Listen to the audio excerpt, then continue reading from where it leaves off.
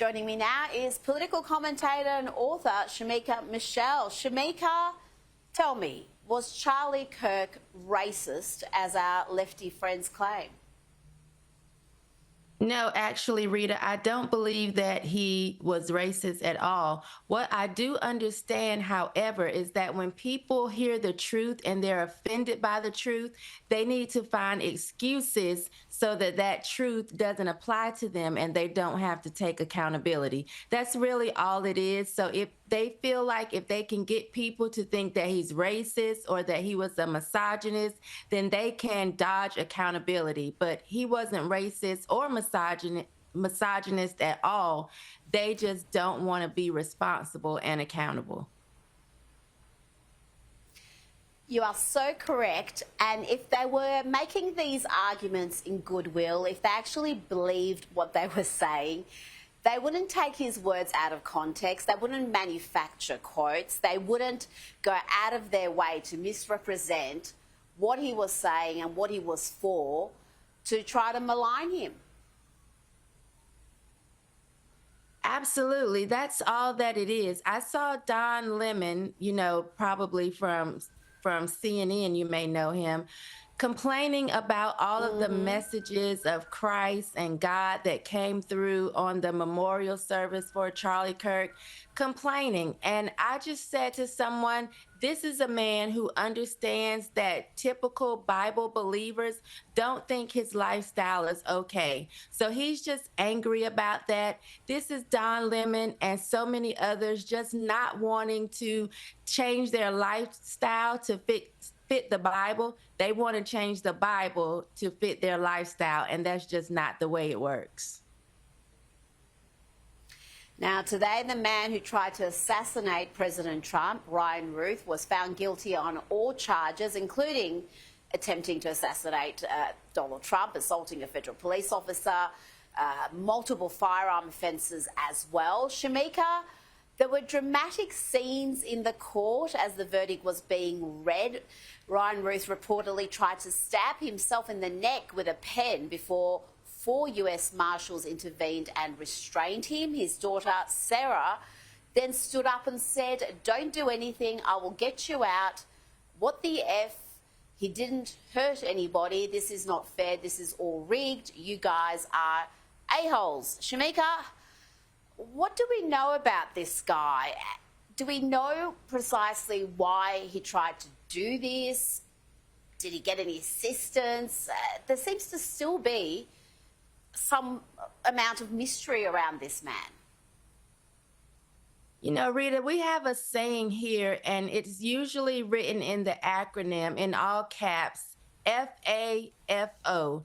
And that's exactly what happened to this man. To just say it a lot nicer, you play silly games, you get silly prizes. And that's what happened here. He's trying to act as if he shouldn't get the time because nothing actually happened.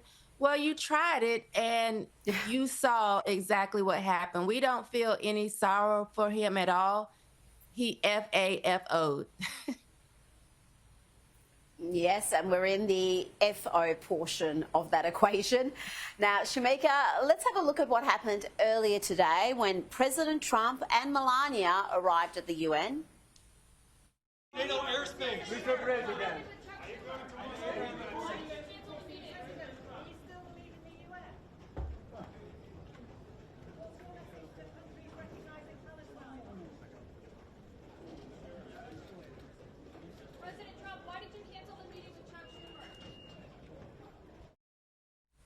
Yep, the escalator abruptly stopped just as the President and the First Lady got on it. Luckily, no one was hurt. It seems all innocent, except the Times reported on the weekend that UN staff members, and I quote here, have joked that they may turn off the escalators and elevators and simply tell him, that's President Trump, they ran out of money, so he has to walk up the stairs. And noting this, Press Secretary Caroline Levitt posted on X, if someone at the UN intentionally stopped the escalator as the President and First Lady were stepping on, they need to be fired and investigated immediately. Shamika, surely no one would be that stupid. You know, we just lost Charlie Kirk, Rita, so I do feel like someone would be that stupid. I don't put anything past the people who see Donald Trump as an enemy.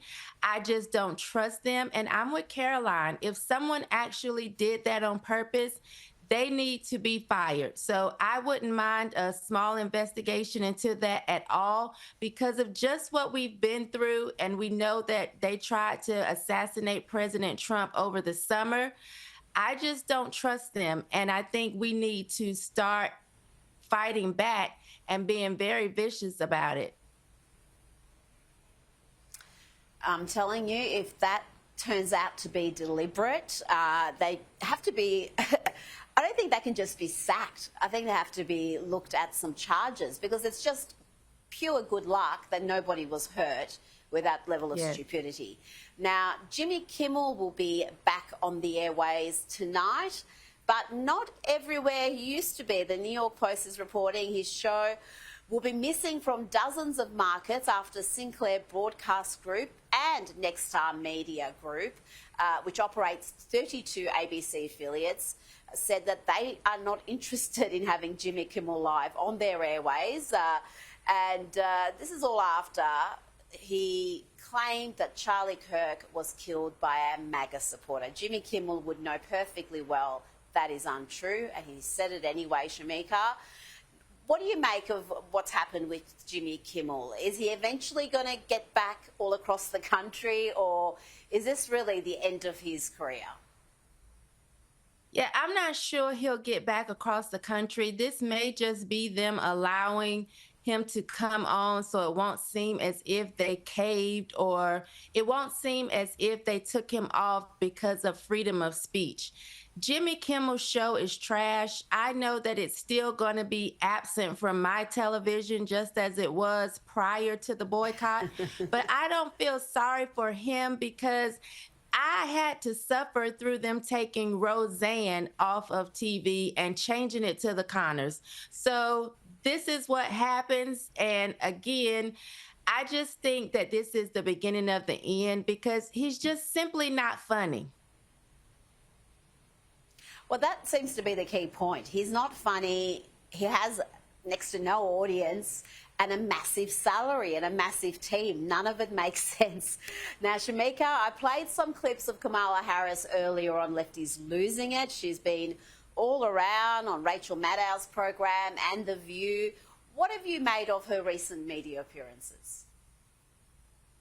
The usual, Rita. I don't, maybe she should be a spokesperson for a vodka drink or maybe rum or something. She just never comes across very clear. It's always some sort of word salad. So maybe she can go and work for Hidden Valley because you would definitely need some ranch or some type of salad dressing to go along with the word salad that she always gives us. I mean, this is just usual Kamala. Nothing has changed except her address. Well, yeah, you said it all right there and there, and yet she's still the front runner to be the presidential candidate for the Democrats in 2028. They've got such a shallow talent pool. What did you make of her claim that she didn't select Pete Buttigieg because he's gay? She could have had him as her running mate, but she said, I'm a black woman and I couldn't have a gay running mate. You know, I think that's rich coming from someone who participated in illicit activities her way up. So I don't know about Kamala. Again, I think she's just trying to get attention. I don't know about her being the front runner of anything. I hope they do try to run her again so that we can actually keep the White House for another 4 more years. Now, Shamika, I want to play you a little clip. I've played Tourist in Phoenix, and I just noted all the messaging we're bombarded with in our big cities. So much visual pollution, some of it political, a lot of it political. And here's what I found in Phoenix. Howdy Sky News family. I'm in downtown Phoenix and I'm looking at some public art. Some of it's good, some of it's bad, and some of it is downright ugly. This I like. Now, this is Mahsa Amini. She's a woman in Iran who was murdered by the morality police for not wearing her hijab properly. Her murder sparked widespread protests. Howdy, guys. Yeah. What can you do? Probably lefties losing it. As I was saying, this is actually a very base piece of art. May not look like it. It might look like some sort of woke bit of symbolism, but this is about the oppression of women, the oppression of gays in Iran, those living under Islam. I would like that to be a little bit clearer. So perhaps, I don't know, something like free women from the hijab, or solidarity with our sisters living under Sharia. Some sort of clarity around the piece of art I think would be useful and make it more powerful, but thumbs up for this one. Black History Matters? Don't like that. I don't like Black Lives Matter, because all lives matter, all history matters. If you can't substitute the word white in for black or any other minority, then don't do it. You wouldn't say white history matters. We've had the good, we've had the bad, and this is the ugly, and it's opposite my hotel. I'm going to ask for a discount when I check out because I have been traumatized. Why would anyone want to look at Kamala every day? I mean, what a insane thing to be putting up on a building. It screams failure, it screams incoherence, it screams word salads. It's not what you want to see in any city, let alone Phoenix. Do better. Shamika, I think I may have a future as a travel reporter. I think I can grow into that role. But seriously, what are your thoughts on this messaging around our big cities? Do we need to have Black History Month?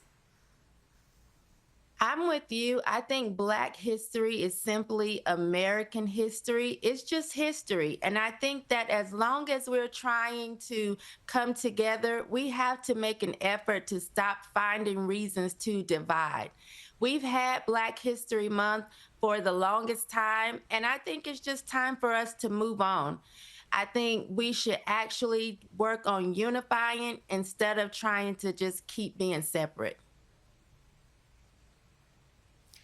We are on a unity ticket there. Shamika, Michelle, thank you so much for your time tonight.